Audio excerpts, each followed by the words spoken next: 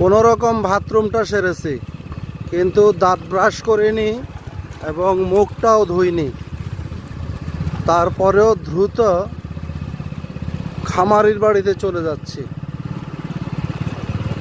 কারণ খামারির একটি গরুর মিল্ক ফিভার অর্থাৎ ক্যালসিয়াম স্বল্পতা দেখা দিয়েছে। ফ্লোরিং হয়ে গেছে, শোয়ার থেকে উঠতে পারতেছে না।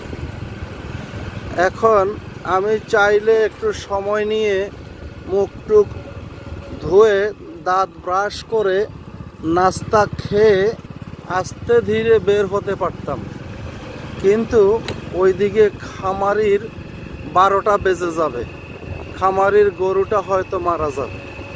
একটা কথা মনে রাখবেন, কোনো গরুর যদি মিল্ক ফিভার অথবা ক্যালসিয়াম স্বল্পতা দেখা দেয়, তাহলে দ্রুত গরুটিকে আপনার ক্যালসিয়াম দেওয়ার ব্যবস্থা করতে হবে।